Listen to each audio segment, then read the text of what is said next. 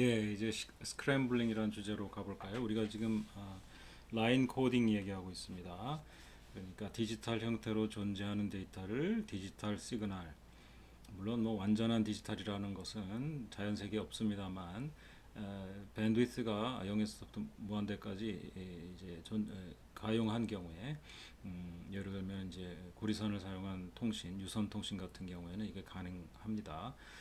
그래서 가능하다는 게 밴드위스가 넓다는 뜻이에요. 그래서 여기서는 디지털 이렇게 얘기할 수밖에 없는데 비슷한 시그널을 그릴 수가 있고 우리는 그냥 통상 것을 디지털 시그널이라고 합니다.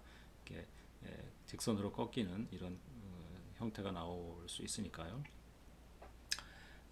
그런데 이런 그 이른바 라인 코딩 혹은 뭐 이 책에서 얘기하는 디지털 투 디지털 컨버전, 디지털 데이터에서 디지털 신호로 바꾸는 거, 여기에서 여러 가지 라인 코딩 기법들이 쓰일 수 있는데 문제는 그 라인 코딩 기법들이 약점들을 조금씩 가지고 있죠, 각자.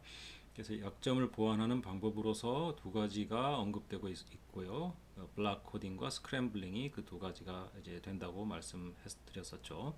그래서 오늘은 그 두 번째인 스크램블링에 대해서 이야기하겠습니다. 지난 시간에 우리가 그 첫 번째 스킴인 블락 코딩에 대해서 이야기를 할 때요. 어떻게 얘기를 했는가 하면 이 라인 코딩 하기 직전에 여기다가 블락 코딩을 둔다고 했어요. 그죠? 그래서 약점이 있는 라인 코딩에 직접 이렇게 그 라인 코딩이 약점을 드러낼 수밖에 없는 비트 패턴이 입력되지 않게 하고 그것을 먼저 블락 코딩에 넣어서 처리를 해서 그와 같은 이제 주어진 라인 코더의 약점이 나타나게 하는 패턴이 나타나지 않도록 하는 다른 패턴으로 바꾸어서 넣어준다고 했습니다. 물론 이것이 이제 시그널로 전송이 되어서 저쪽 그 수신자의 라인 코더에 들어갈 때 이제 이것이 이제 그 나오게 되면 이걸 직접 유저한테 줄 수가 없고 다시 블락 코더가 디코딩을 해야 되겠죠. 그래서 양쪽에 이렇게 쌍이 꼭 있어야 됩니다. 그래서 이제 이것을 갖다가 유저에게 주는 이런 식으로 블락 코더를 위치를 시키거든요. 그런데 이것에 비해서 스크램블러는 어디에 위치하느냐면 라인 코더 뒤쪽에 위치합니다. 그러니까 라인 코더가 유저의 입력을 뭐 비트들이죠. 0101 이런 거죠. 이런 걸 받아가지고 이제 라인 코딩을 하면 라인 코딩 돼서 나오는 건 그 자체로는 문제가 없어요. 근데 이제 그 라인 코딩 된 시그널의 형태가 그 도착지 라인 코더가 봤을 때 좀 문제를 겪게 되는 그런 형태인 것이죠. 예를 들어 싱크로나이제이션을 잃어버리게 하는 밋밋한 형태라든가 이런 게 나온단 말이죠. 그게 여기서 나올 거예요. 여기서 그죠? 그러면 이것이 그대로 선에 반영되어서 저쪽 라인 코더를 곤혹스럽게 만들게 하는 일을 막게 하려고 스크램블러를 여기다 끼워 넣습니다. 그래서 스크램블러는 여기서 나오는 신호의 모양을 바꿔버립니다. 그래서 예를 들어 여기서 이제 평평하게 나오는 신호였다 그러면 그것을 이렇게 올록볼록한 형태로 바꿔버리는 것이죠. 그래서 여러분들 좀 구분을 하셔야 되는 게요. 그래서 블락 코더는 비트 패턴을 바꿉니다. 그죠? 비트 패턴을 바꾸고 구체적으로 말하면 여기에 이제 뭐 n 비트짜리 블락을 여기에 n 비트짜리로 바꿔가지고 뭐 크기만 커지는 것이 아니라 모양 그 비트 패턴을 바꾸죠. 비트 패턴을 바꾼다는 걸 갖다가 잊으시면 안 돼요. 그런데 이 스크램블러는 비트 패턴을 바꾸지 않아요. 그래서 예를 들면 블락 코더의 약점이 뭐였냐면 비트 패턴을 바꾸면서 n이 n보다 크기 때문에 비트레이트가 올라갔었죠. 그런데 스크램블러는 그런 약점은 없어요. 왜냐하면 이미 여기 원래 주어진 비트를 그대로 통과시켜서 이미 코딩을 해버렸기 때문에 비트가 더해지거나 하는 일은 없습니다. 그렇지만 이 스크램블러는 대신에 어디에 작업을 하느냐면 나온 신호에다가 작업을 해요. 그래서 신호의 모양을 보고서 신호의 모양을 바꿔버리는 형태로 작업을 합니다. 예. 그래서 이 스크램블러가 여기서도 마찬가지로 이 뒤쪽에 미안합니다. 이 스크램블러가 이 앞쪽에 있어야겠죠. 그 스크램블러가 이쪽에 있고 이 신호가 이런 식으로 스크램블러 쪽에 도착하고 스크램블러가 디스크램블링을 해서 다시 말하면 이제 바꿔진 신호의 모양을 원래 신호의 모양대로 바꾸어서 이제 내보내게 되는 것인데요. 맞나요? 잠깐만요. 제가 실수했을 수가 있겠네요. 잠깐만요. 아닙니다. 맞는 것 같아요. 그래서 이 스크램블러가 디스크램블링을 해주게 되고요. 디스크램블링 된 것을 갖다 라인 코더가 이제 디코딩을 하게 되는 거죠. 그러면 이제 여러분이 질문할 수 있는데, 아니 여기 밋밋한 거를 이렇게 바꿔가지고 기껏 받은 뒤에 디스크램블링을 해버리면 다시 밋밋한 거가 돼서 이 라인 코더가 어려움을 겪지 않나요? 하는 것인데요. 이미 해독은 여기서 끝난 겁니다. 스크램블러가 이미 요 버티컬 엣지들을 보고 있어서 싱크로나이제이션에 문제는 없어요. 왜냐하면 사실은 이것이 하나의 하드웨어 서킷으로 구현되기 때문입니다. 그래서 여기서 이게 또 와가지고 이 라인 코드가 따로 싱크로나이제이션을 해야 되고 하는 것은 아니에요. 싱크라는 것이 뭐냐면 이 시그널의 한 구간 한 구간을 잘 끊어서 읽는다는 것인데 이미 스크램블러가 잘 읽어냈기 때문에 문제는 없습니다. 그래서 원래 라인 코더와 라인 코더 사이에 전달되는 신호의 모양으로 전달하되 문제는 제거한 것입니다. 싱크로나이제이션 같은 문제를 그렇게 해서 이제 유저에게 올라가게 되죠. 이제 여러분이 또 한 가지 질문할 수 있다고 생각되는 것은 뭐냐면 그렇다면 이 두 개를 다 쓰는 방법은 없나요? 그러니까 블락 코더, 라인 코더, 스크램블러 이렇게 되는 것은 없나요? 뭐 그렇게 할 수도 있겠지만 굳이 그럴 필요가 없는 것이 문제 하나를 해결하려고 하는 것을 이쪽 솔루션을 쓰든지 저쪽 솔루션을 쓰든지 하나만 동원하면 되겠죠. 예, 그것이 이제 스크램블링의 원리고요. 우리가 두 개의 스크램블링 스킴이 책에는 소개되고 있는데 사실은 요거 하나만 보면 돼요. 이게 첫 번째 게 미국식이고요. 이게 이제 유럽식인데요. 원리는 같습니다. 그렇기 때문에 두 개를 굳이 살펴보지는 않겠고요. 첫 번째는 미국식 BHS 요걸 보도록 할게요. 이제 자, 스크램블링 소개가 좀 더 나오고 있는데 한번 읽어보고 가겠습니다. 요 우리가 지금까지 봤던 몇 개의 라인 코딩 스킴들이 어떤 약점을 갖고 있는지에 대하여 이야기를 나누고 있어요. 일단 맨체스터 우리가 본 적이 있는 맨체스터와 디퍼런셜 맨체스터 이제 바이페이즈라고 불렸는데 이것은 이제 밴드위스가 많이 들어가죠. 신호가 자주 움직여야 되니까 신호율도 높아지고 그렇기 때문에 거기에 비례하는 밴드위스도 더 넓은 밴드위스가 필요한 문제가 있었어요. 그리고 이제 NRG 뭐 이건 원래 원판 NRG가 아니고 NRG I나 NRG L인데 거기다 이제 그 싱크로나이제이션 문제를 해결하기 위해서 블락 코딩을 앞에다 이제 전처리를 시키면 그 싱크로나이제이션 문제는 해결할 수 있었지만 DC 컴포넌트가 찜찜하게 좀 남아 있었다고 한 문제. 그다음에 이제 AMI가 있었죠. 바이폴라 스킴 중에 AMI의 경우에는 0이 계속 나오게 되면은 이제 신호가 밋밋해지면서 싱크로나이제이션 문제가 또 일어난다고 했습니다. 이런 식으로 약점이 계속 있는 거죠. 그래서 뭐 밴디스 문제, DC 컴포넌트 문제, 그다음에 싱크 문제 이런 것들이 이제 있으니까 이거에 대한 솔루션으로서 이제 스크램블링을 우리가 쓸 수 있다고 합니다. 즉 밴드위스를 줄이는 방법. 왜냐하면 이 우리가 블락 코딩을 갖다가 보완 메커니즘으로 쓰는 경우에 비트레이트가 올라가면서 신호율도 올라가고 밴드위스도 더 많이 필요하니까요. 그래서 이제 그런 문제를 겪지 않도록 하는 거, 그죠? 블락 코딩의 문제를 겪지 않으면서도 또 싱크 문제도 해결하는 거, 그다음에 동시에 이제 DC 컴포넌트도 깔끔하게 해결하는 이런 방식이 좀 필요하다라고 생각을 한 것이에요. 그래서 스크램블링은 아까도 얘기했지만 비트 레벨에서 작업하는 놈이 아니고 신호 레벨에서 작업하는 놈입니다. 그래서 긴 0 레벨의 그런 밋밋한 신호를 이제 다른 신호로 바꿔주는 것이 이제 요체가 되겠어요.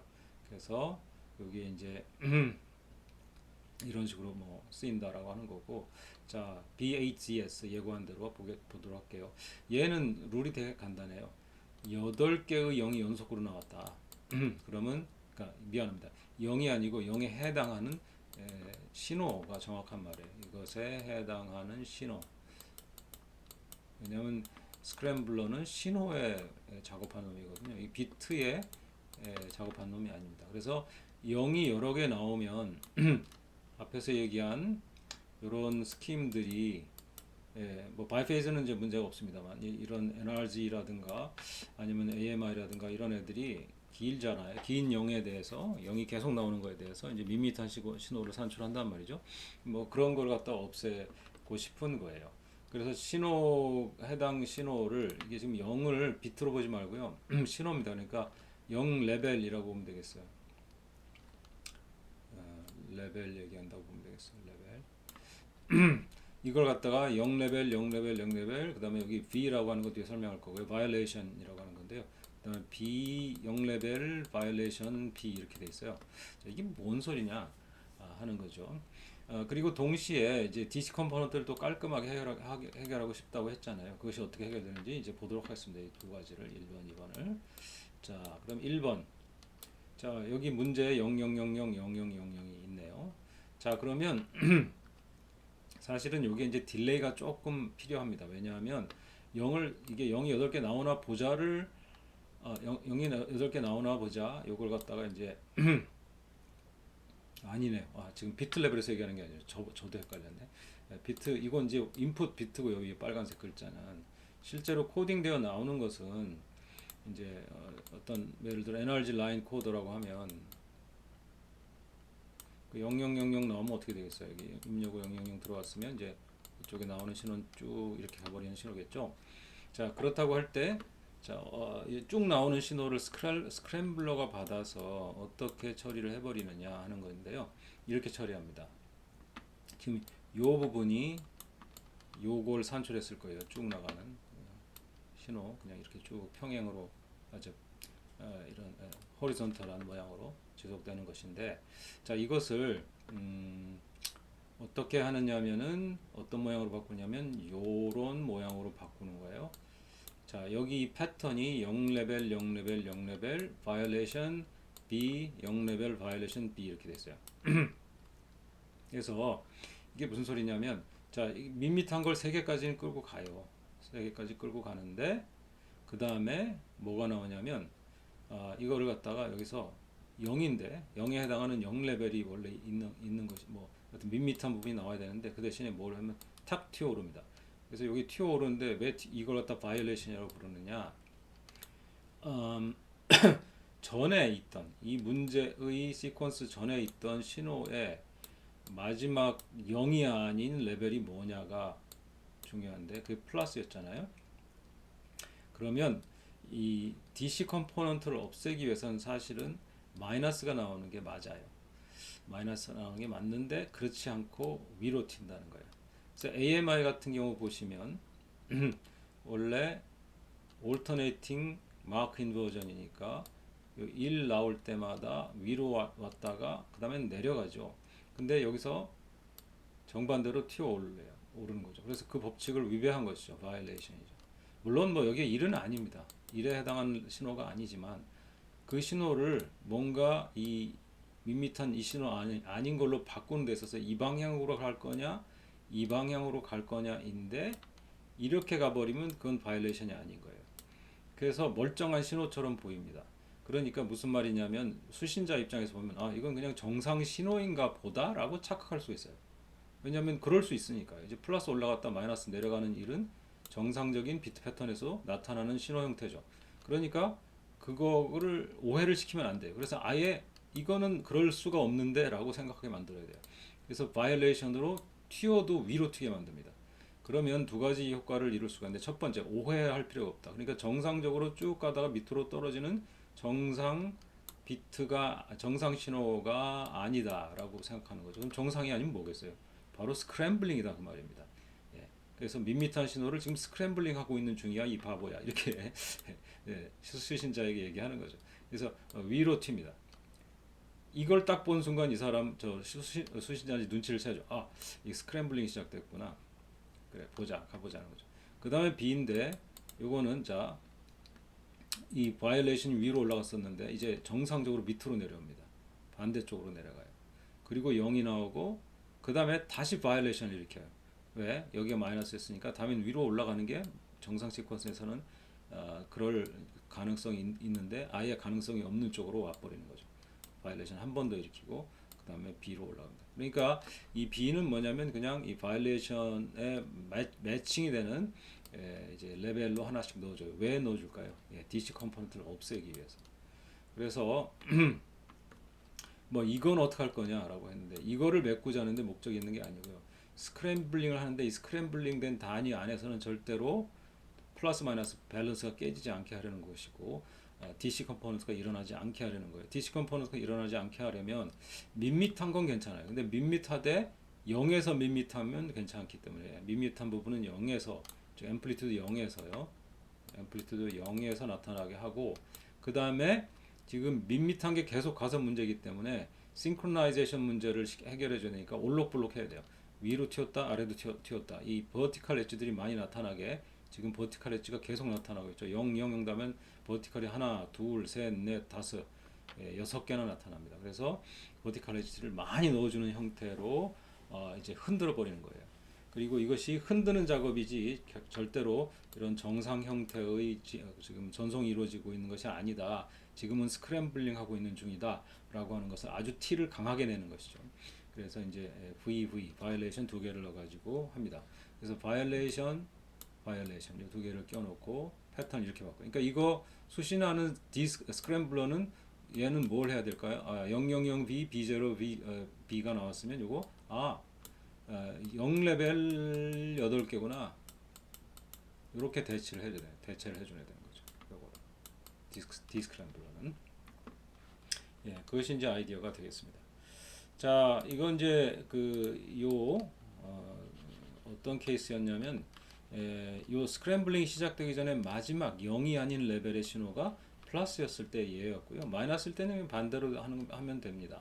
그래서 우하단의 그림을 보시게 되면 그래서 이게 이제 마지막으로 관찰되었던 0 아닌 신호였어요. 그러면 이제 스크램블링 시퀀스를 시작하는데 000 바이올레이션 합니다. 마이너스 했으니까 마이너스로 가버려서 바이올레이션 일으키고요.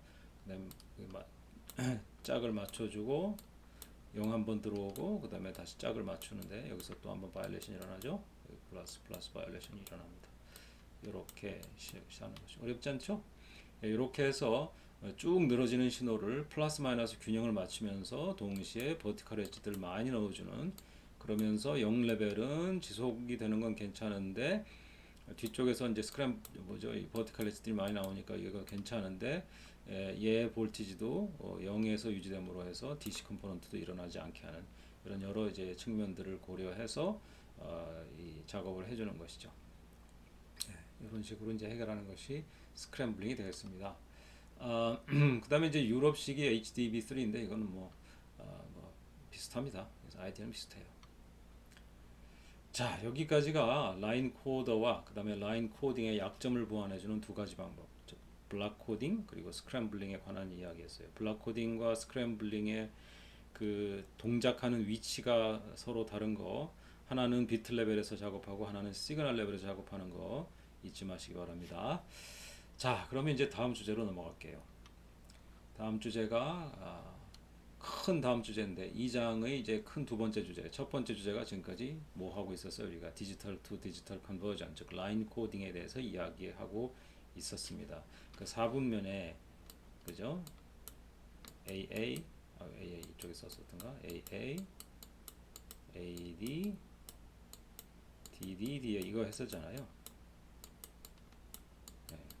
그 데이터 축과 그다음에 신호축 이거 나눠 가지고 네 가지의 조합이 가능하다고 했었는데 요거 하나 커버한 거예요 지금까지 우리가. 그래서 지금부터는 뭐 할 건가 하냐면 어느 쪽 이거 어느 쪽을 데이터로 잡은 건가 모르겠네. 이걸 데이터 축으로 잡을게요. 데이터 요거 시그널 축으로 뭐든 상관없습니다. 뭐면 어때요, 그죠? 이쪽이 데이터이고 이쪽이 시그널은 마찬가지고 어쨌든 자 그렇다고 한다면 이게 이제 데이터가 아날로그이고, 그죠? 시그널이 이제 디지털, 그렇죠? 그래서 디지털로 만들어서 전송하기는 할 건데 주어지는 데이터가 원래 아날로그이면 어떡할 거냐는 거예요. 아날로그 데이터면 어떡할 거냐 하는 것이에요. 그래서 이 아날로그 데이터를 디지털로 그냥 전송을 못 합니다. 그러니까 여기서는 이제 디지털 투 디지털에서는 여기서 전송을 바로 했잖아요. 디지털 신호로. 근데 이제 원래 디지털 데이터이기 때문에 이제 그 매핑이 가능해요. 근데 아날로그 데이터하고는 아날로그 인포메이션은 컨티뉴스 하니까 마치 실수를 정수로 매핑하는 것 같이 이게 사이즈가 안 맞아요. 그래서 이 아날로그 데이터를 그대로 디지털 신호로 만들어 전송하는 건 불가능하고요. 일단 아날로그 데이터를 좀 손을 봐야 돼요. 디지털 전송이 가능할 수 있도록 좀 손을 봐야 되는데 그것이 바로 아날로그 투 디지털 컨버전이 되겠어요. 손 보고 나서 일단 요체는 뭐냐면 그걸 디지털 데이터로 만들어 버려요. 그러니까 아날로그 데이터를 디지털 데이터로 만들어야 우리가 디지털 전송을 할 수 있게 되는 것이에요. 그래서 어떻게 하느냐를 우리가 이 장에서 배울 텐데요. 아날로그 이거 여기서 또 헷갈릴 수 있겠다. 이 우리가 아날로그 데이터 지금까지 불렀잖아요. 근데 이 책에서 또 헷갈리게 만들었는데요.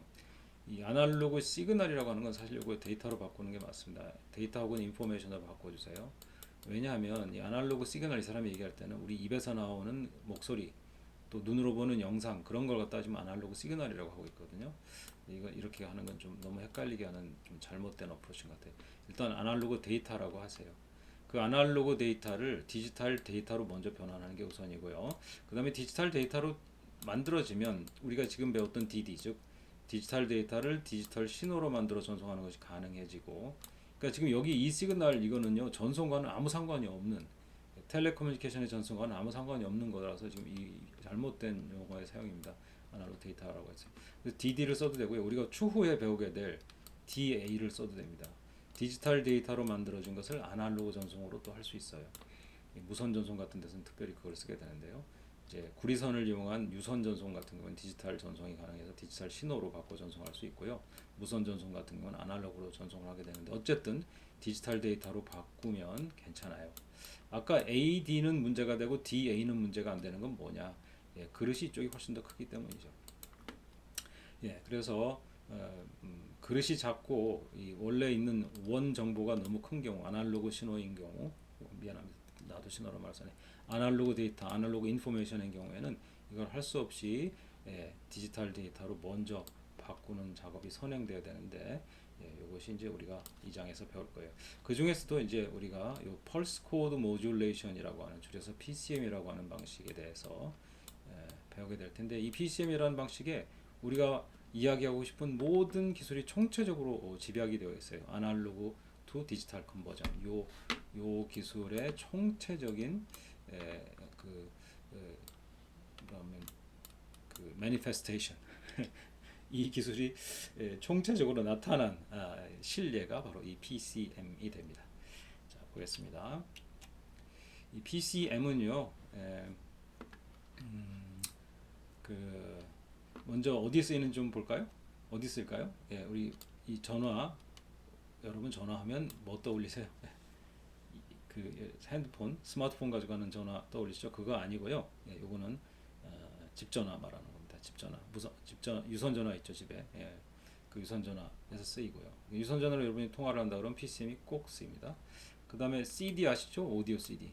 요거 PCM으로 되어 있습니다. 여기도 PCM 쓰이고 여기도 PCM으로 지금 데이터가 담겨 있고요. 왜냐하면 우리 음악, 음향, 목소리 이런 것들은 이제 아날로그 데이터인데 그걸 갖다가 디지털 형태로 바꾼 거거든요. 그럴 때 PCM을 씁니다. 그래서 요거 PCM으로 되어 있고요. 그다음에 이제 VoIP라고 해서 IP 전화기에서 집 전화처럼 되어 있는 거 있잖아요. IP 전화기, 그것도 마찬가지가 됩니다. 그리고 여러분이 익숙한 이제 음악 소리 파일 중에서 웨이브 포맷 이것도 PCM을 썼다는 뜻이 되고요. 그 다음에 MP3는 PCM을 쓴 것은 아닌데 MP3가 이 압축을 할 때에 PCM 인풋을 받아서 MP3로 만듭니다. 그래서 이 MP3는 압축된 형태인데 PCM으로 만든 요 데이터는요 컴프레션이 된 건 아니에요. 그러니까 컴프레션 데이터랑은 조금 여러분은 차별을 두셔야 돼요. 예를 들어 CD 이거 압축된 거 아닙니다. 오디오를 디지털로 바꾼 것보죠.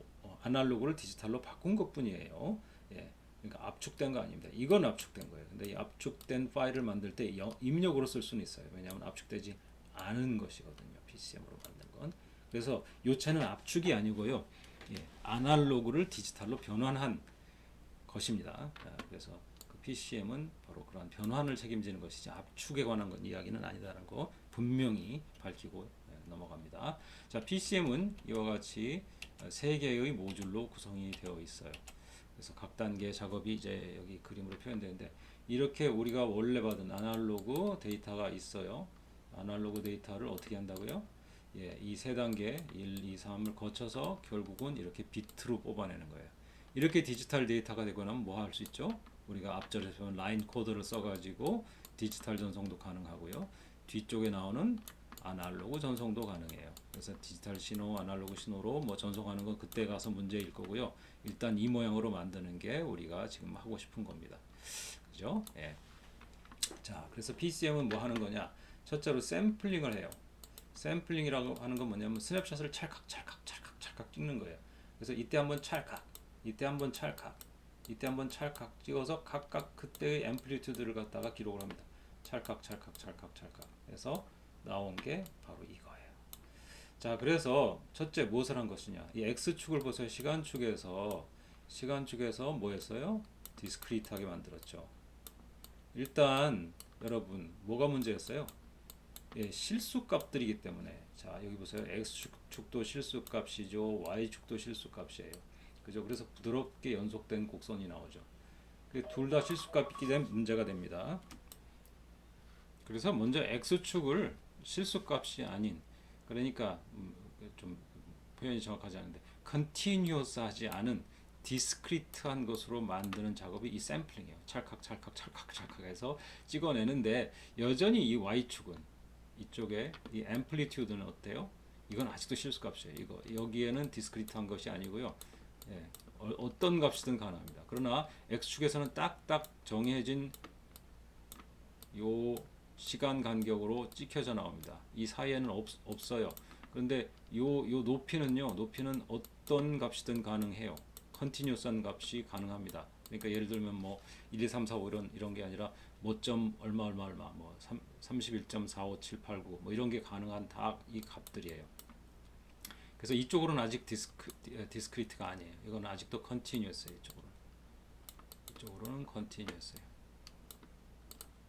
자, 그래서 이쪽으로 일단 이 이산화를 시키는 작업이 샘플링인데 그 결과로 나온 게 이제 PAMC가 나는데 이건 외울 필요는 없습니다. 하여튼 이런 시간이 나오고요. 그 다음에 우리가 뭐 해야 될까요? X축은 됐으니까 Y축을 요걸 갖다가 디스크리트하게 만들어요. 그죠? X축, Y축을 각각 디스크리트하게 만들면은 우리가 드디어 디지털 데이터를 만들 준비가 된 건데요. 이걸 갖다 퀀타이제이션, 영어로는 양자화라고 하거든요. 양자화. 그런데 양자화 여러분 이미 경험했어요. 트라우마를 갖고 있는 사람도 있을 거예요. 여러분들 시험 치고 나서 시험 점수 등급으로 매핑하죠. 그게 양자화예요. 그러니까 예를 들어 재수가 없으면 87점도 B고 81.4도 B고 82.357도 B고 다 그래요. 그죠? 양자화예요. 구간으로 나눠서 같은 구간에 있으면 너나 나나 다 도토리 키재기니까 하나로 매핑해서 점수가 똑같아요. 이것이 바로 퀀타이제이션이에요. 양자화. 그래서 뭐 학기 초 얘기했지만 진짜로 자연계에 존재하는 유일한 디지털은 양자 세계다 이렇게 말씀을 드린 적이 있잖아요. 자, 그래서 어쨌든 이렇게 몇 개 안 되는 파이나이트한 디스크리트 값으로 이 막 임의의 값을 가질 수 있었던 이 값을 제한해 버립니다. 양자화 시켜서 y축을 디스크리타이제이션을 합니다. 자, 그러고 나면 이제 x축도 디스크리트, y축도 디스크리트이기 때문에 파이나이트 디스크리트 값들이 되기 때문에 그때는 이걸 갖다 이제 비트로 옮겨 적을 수가 있어요. 인코딩이라고 합니다. 그래서 이 세 단계를 거치고 나면 드디어 우리가 얻어내는 이른바 PCM 방식의 데이터가 되는 것이죠. 그래서 이 각 단계 1, 2, 3을 우리가 이제 하나씩 이제 살펴보기로 이렇게 하겠습니다. 지금 시간이 30분이니까 한 5분 정도 시간이 더 남아 있네요. 자, 그러면 먼저 샘플링 볼까요? 자, 샘플링 하는 방법은 뭐 여러 가지가 있어요. 뭐 이거 중요한 건 아니고요. 뭐 하여튼 스냅샷을 찍는데 한순간 찍는 방법이 있고, 그런데 찍는 게 시간이 좀 걸리잖아요. 그래서 이렇게 이제 올라가면서 뭐 그 평균 값을 낸다든가 하는 식으로 할 거고요. 뭘 어떻게 샘플링 하든지 뭐 이거는 별로 중요한 거 아닙니다. 어떤 방식으로 하냐. 어쨌든 샘플링해서 요 스냅샷을 얻어내는 거거든요. 값을. 그랬을 때 우리가 샘플링 프리퀀시가 되게 중요합니다. 얼마의 시간 간격으로 찰칵찰칵 하는가. 예, 이 샘플링 프리퀀시라고 하는데 여기 샘플링을 탄 S가 들어가 있습니다. FS는 뭐 샘플링 주기, 요 TS, TS 요것의 역수가 되겠죠. 샘플링을 이런 식으로 합니다. 이거 왜 중요한지 뒤에서 나옵니다. 이거 굉장히 중요해요. 이거 어마어마하게 중요한 샘플링에서 이 프리퀀시는 굉장히 중요합니다. 그래서 전에 나왔던 나이키스트 아저씨 있죠. 여기서 다시 한번 등장하는데 이건 다른 내용의 또 그 이론입니다. 나이키스트가 여러 가지로 공헌을 했는데 여기 샘플링 쪽에서도 공헌을 했고요. 나이키스트가 주장하는 게 뭐냐면 샘플링을 제대로 하려면 다시 말하면 샘플링에서 지금 요 점밖에 없잖아요. 그죠? 요 점밖에 얻어낸 게 없고요. 그런데 원래 시그널은 이거란 말입니다. 그런데 이 원 신호를 이 샘플링한 값만으로도 나중에 복원을 해내서 이 원 신호, 이 부드럽게 가는 이 신호를 다시 얻어내려면 어떤 게 필요하다고 이 사람이 밝혀냈냐면, 원래 가진 이 부드러운 곡선이 가지는 대역을 한번 볼까요? 주파수 분석을 했을 때 대역이 뭐 첫 번째 뭐 이렇게 나왔다고 칩시다. 이거 로우 패스 신호예요. 이거 채널 얘기 아닙니다. 신호 자체가 가진 정보예요. 자체가 가진 주파수 성분들을 쭉 분석을 해봤더니 뭐 0에서부터 여기까지 나왔어요. 또는 분석을 해봤더니 이쪽 주파수들은 성분은 관찰되지 않았고 F민과 Fmax 사이에서만 주파수들을 가지고 저런 신호가 만들어졌다는 걸 알게 되었다고 합시다. 그런데 중요한 것은 여기서 뭐냐? 이쪽에 비어 있느냐, 차 있느냐, 즉 로우 패스냐, 밴드 패스냐 이거 중요하지 않고요. 오직 이것만이 중요합니다. Fmax. 어떤 경우든 상관없는데 Fmax 최대 주파수 크기가 얼마냐 이거를 알아야 되고요. 그 다음에 나이키스트 아저씨가 얘기한 건 뭐냐면 이게 나이키스트 레이트라고 되어 있는데 그 최대 값의 2배의 빈도로 사진 찍으라는 거예요. 찰칵찰칵 스냅샷을 샘플링을 2배의 빈도로 해야 된다는 거예요. 그러니까 최소한 나이키스트 레이트가 얘기하는 건 뭐냐면 이 샘플링 레이트는 이것보다는 크거나 같아야지 뭐가 된다는 거라고요. 원 신호를 나중에 이 스냅샷들만을 가지고 복원을 해낼 수 있다고. 자, 여기서 샘플링을 지금 우리가 왜 하고 있어요?